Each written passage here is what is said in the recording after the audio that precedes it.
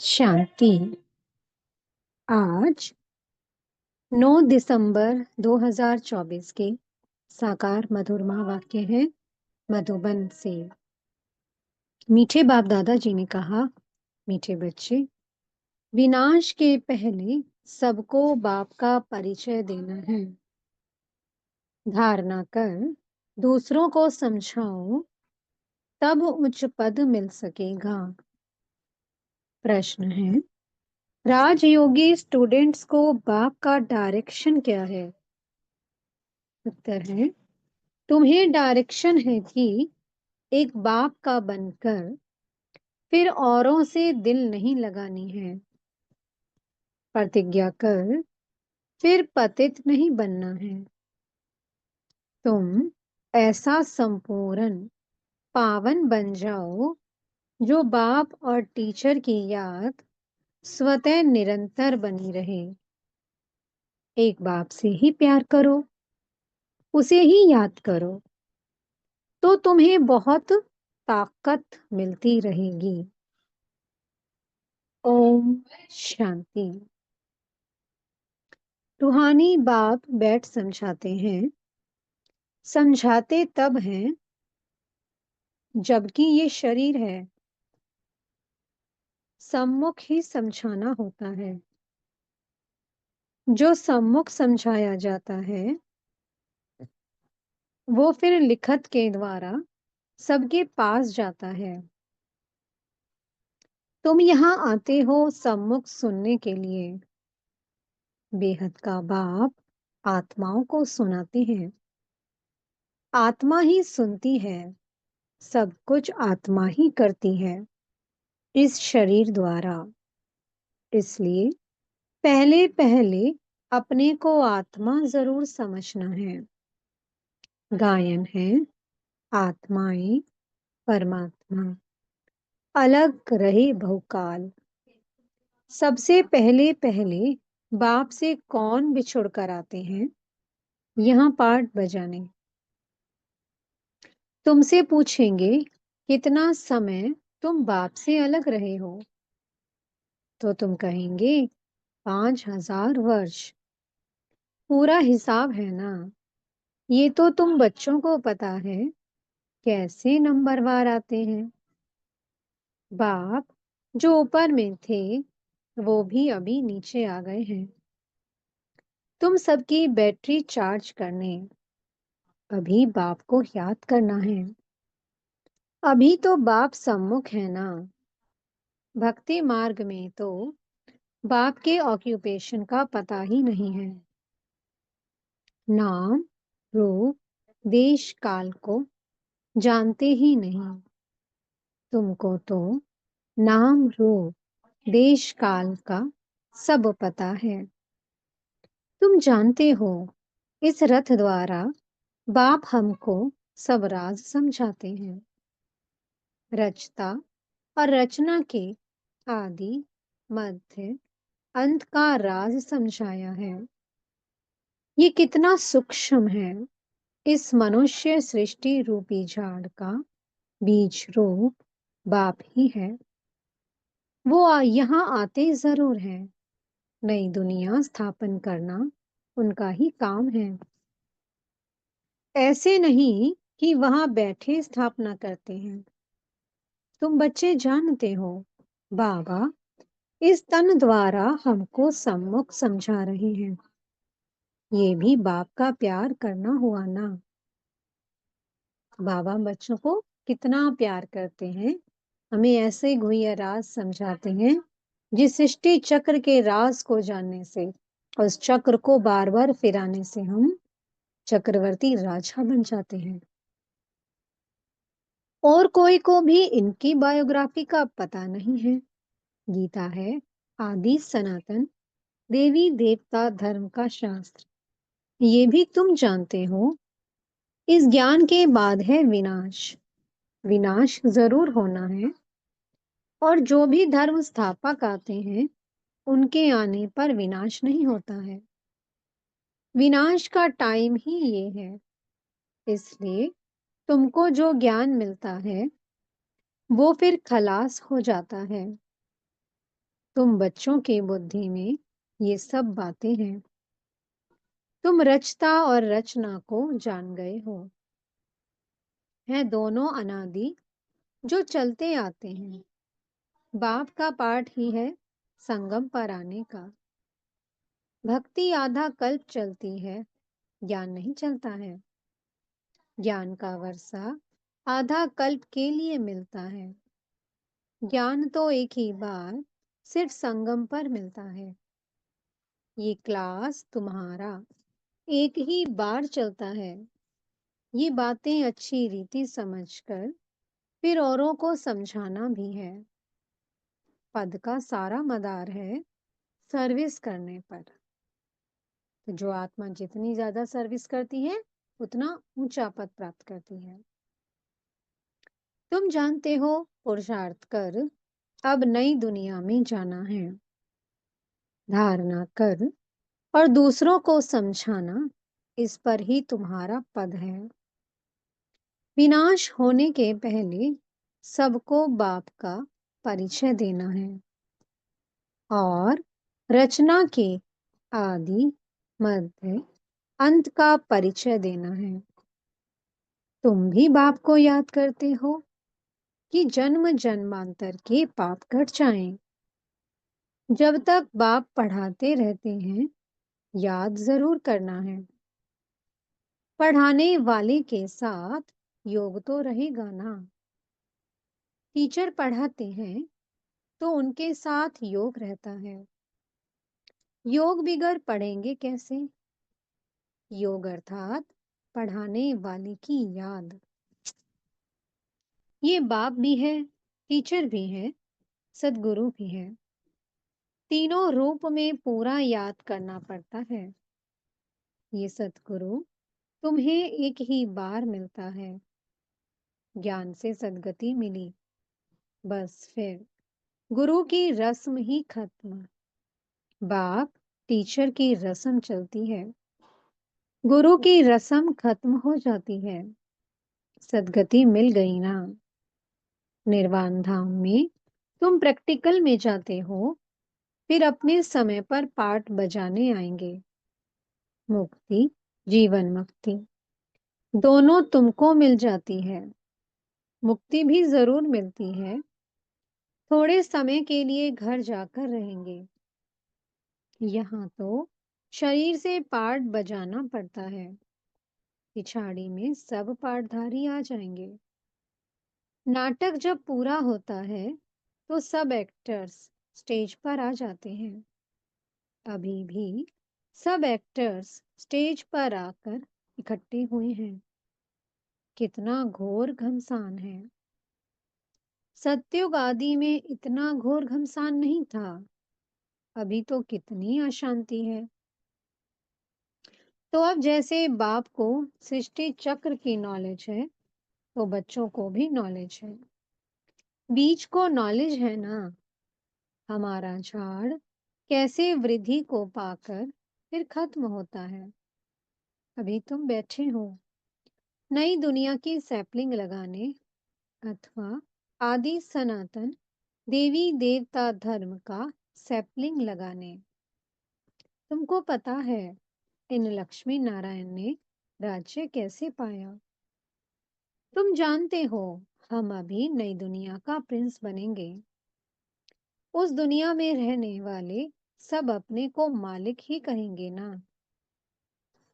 जैसे अभी भी सब कहते हैं भारत हमारा देश है। तुम समझते हो अभी हम संगम पर खड़े हैं, शिवालय में जाने वाले हैं। बस अभी गए कि गए। हम जाकर शिवालय के मालिक बनेंगे। तुम्हारी एम ऑब्जेक्ट ही ये है। यथा राजा रानी तथा प्रजा सब शिवालय के मालिक बन जाते हैं। बाकी राजधानी में भिन्न भिन्न स्टेट्स तो होते ही हैं। वहां वजीर तो कोई होता ही नहीं। वजीर तब होते हैं जब पतित बनते हैं। लक्ष्मी नारायण व राम सीता का वजीर नहीं सुना होगा, क्योंकि वो खुद सतो प्रधान पावन बुद्धि वाले हैं। फिर जब पतित बनते हैं, तब राजा रानी एक वजीर रखते हैं राय लेने के लिए। अभी तो देखो, अनेकानेक वजीर हैं। तुम बच्चे जानते हो, ये बहुत मजे का खेल है। खेल हमेशा मजे का ही होता है। सुख भी होता है, दुख भी होता है। इस बेहद के खेल को तुम बच्चे ही जानते हो। इसमें रोने पीटने आदि की बात ही नहीं। गाते भी हैं, बीती सो बीती देखो, बनी बनाई बन रही। ये नाटक तुम्हारी बुद्धि में है। हम इनके एक्टर्स हैं। हमारे 84 जन्मों का पाठ एक्यूरेट, अविनाशी है। जो जिस जन्म में जो एक्ट करते आए हैं, वही करते रहेंगे। आज से 5000 वर्ष पहले भी तुमको यही कहा था कि अपने को आत्मा समझो। गीता में भी अक्षर है। तुम जानते हो, बरोबर आदि सनातन देवी देवता धर्म जब स्थापन हुआ था, तो बाप ने कहा था, देह के सब धर्म छोड़ अपने को आत्मा समझो और बाप को याद करो। मन मना भव का अर्थ तो बाप ने अच्छी रीति समझाया है। भाषा भी यही है। यहाँ देखो कितनी ढेर भाषाएं हैं। भाषाओं पर भी कितना हंगामा है। भाषा बिगर तो काम चल न सके। ऐसी ऐसी भाषाएं सीख कर आते हैं, जो मदर लैंग्वेज खलास हो जाती है। जो जास्ती भाषाएं भाषाएं सीखते हैं, उनको इनाम मिलता है। जितने धर्म उतनी भाषाएं होंगी। वहां तो तुम जानते हो, अपनी ही राजाई होगी। भाषा भी एक होगी। यहाँ तो 100 माइल पर एक भाषा है। वहां तो एक ही भाषा होती है। ये सब बातें बाप बैठ समझाते हैं, तो उस बाप को ही याद करते रहो। शिव बाबा समझाते हैं, ब्रह्मा द्वारा। रथ तो जरूर चाहिए ना। शिव बाबा हमारा बाप है। बाबा कहते हैं, मेरे तो बेहद के बच्चे हैं। बाबा इन द्वारा पढ़ाते हैं ना। टीचर को कभी गले से थोड़ी लगाते हैं। बाप तो तुमको पढ़ाने आए हैं। राजयोग सिखलाते हैं, तो टीचर ठहराना। तुम स्टूडेंट हो। स्टूडेंट कभी टीचर को भांति पहनते हैं क्या? एक बाप का बनकर फिर औरों से दिल नहीं लगानी है। बाप कहते हैं, मैं तुमको राजयोग सिखलाने आया हूं ना। तुम शरीरधारी, हम अशरीरी, ऊपर में रहने वाले। कहते हो बाबा पावन बनाने आओ, तो गोया तुम पतित हो ना। फिर मेरे को भांति कैसे पहन सकते? प्रतिज्ञा कर, फिर पतित बन जाते हैं। जब एकदम पावन बन जाएंगे, पिछाड़ी में फिर याद में भी रहेंगे। टीचर को, गुरु को याद करते रहेंगे। अभी तो छीछी बन गिर पड़ते हैं, और ही 100 गुना दंड पड़ जाता है। ये तो बीच में दलाल के रूप में मिला है, उनको याद करना है। बाबा कहते हैं, मैं भी उनका मुरब्बी बच्चा हूँ। फिर मैं कहाँ भाकी पहन सकता हूँ? तुम फिर भी इस शरीर द्वारा मिलते हो। मैं उनको कैसे भाकी पहनूं? बाप तो कहते हैं, बच्चे तुम एक बाप को ही याद करो, प्यार करो। याद से पावर बहुत मिलती है। बाप सर्वशक्तिमान है। बाप से ही तुमको इतनी पावर मिलती है। तुम कितने बलवान बनते हो। तुम्हारी राजधानी पर कोई जीत पहन ना सके। रावण राज्य ही खत्म हो जाता है। दुख देने वाला कोई रहता ही नहीं, उनको सुखधाम कहा जाता है। रावण सारे विश्व में सबको दुख देने वाला है। जानवर भी दुखी होते हैं। वहां तो जानवर भी आपस में प्रेम से रहते हैं। यहाँ तो प्रेम है नहीं। तुम बच्चे जानते हो ये ड्रामा कैसे फिरता है। इसके आदि मध्य अंत का राज बाप ही समझाते हैं। कोई अच्छी रीति पढ़ते हैं, कोई कम पढ़ते हैं, पढ़ते तो सब है ना। सारी दुनिया भी पढ़ेगी, अर्थात बाप को याद करेगी। बाप को याद करना ये भी पढ़ाई है ना। उस बाप को सब याद करते हैं। वह सर्व का सद्गति दाता, सबको सुख देने वाला है। कहते भी हैं आकर पावन बनाओ, तो जरूर पतित ठहरे। वह तो आते ही हैं विकारियों को निर्विकारी बनाने। पुकारते भी हैं कि हे अल्लाह, आकर हमको पावन बनाओ। उनका यही धंधा है, इसलिए बुलाते हैं।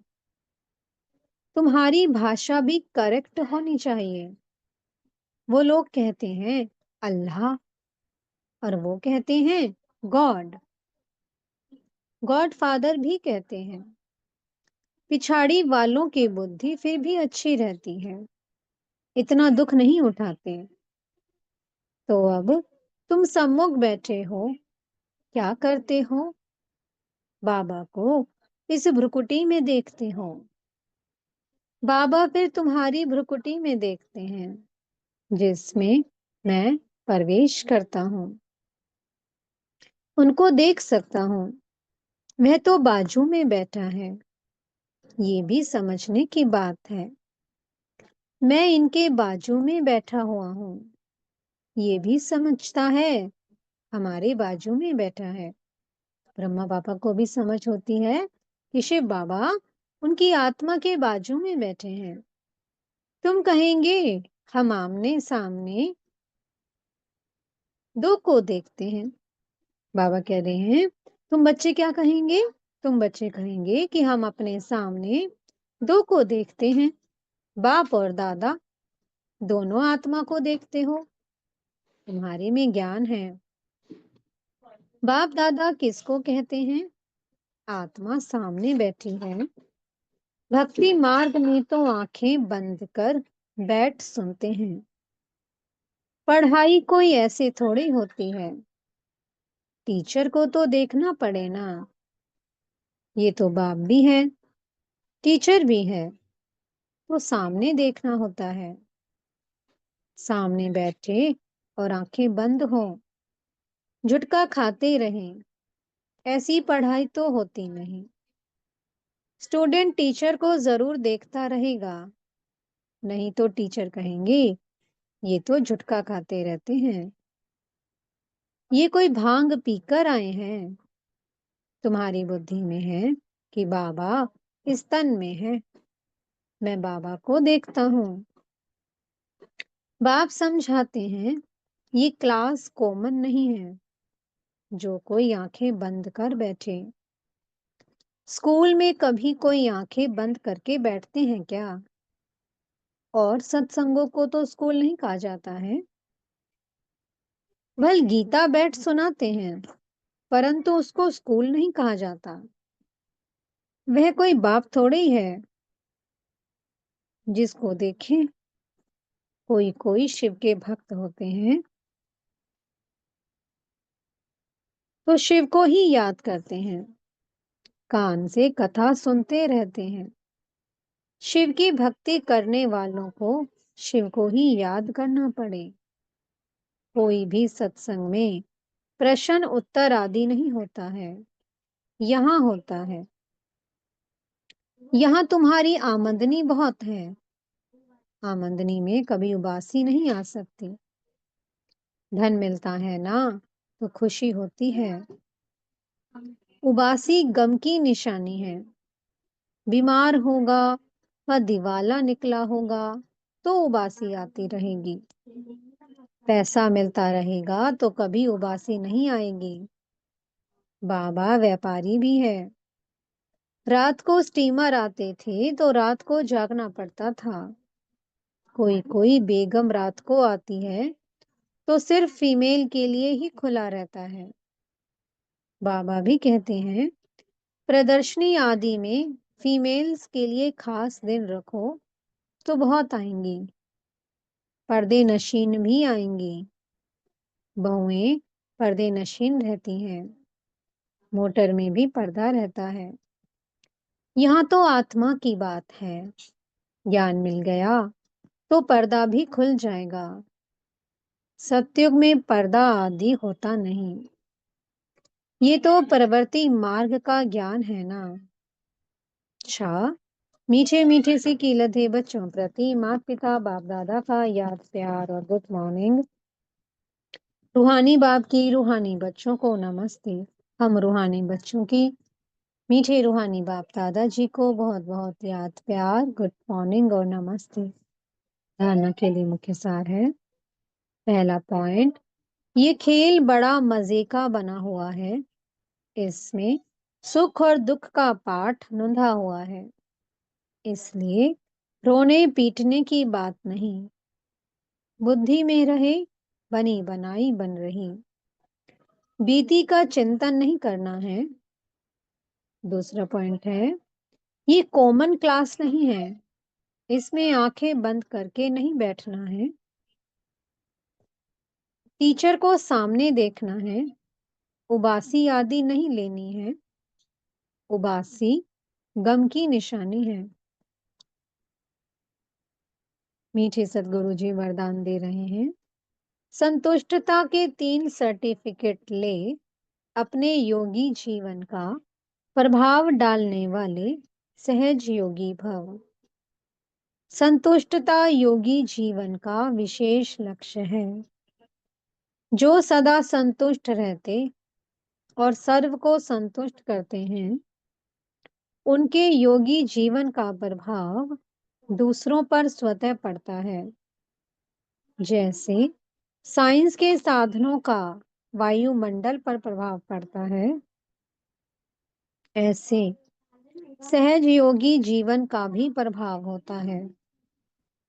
योगी जीवन के 3 सर्टिफिकेट हैं। एक, स्व से संतुष्ट। दूसरा, बाप संतुष्ट। और तीसरा, लौकिक अलौकिक परिवार संतुष्ट। स्लोगन है, स्वराज्य का तिलक, विश्व कल्याण का ताज और स्थिति के तख्त पर विराजमान रहने वाले ही राजयोगी हैं। ओम शांति। बहुत बहुत शुक्रिया प्यारे प्यारे हमारे मीठे मीठे बाप दादा जी का। ओम शांति।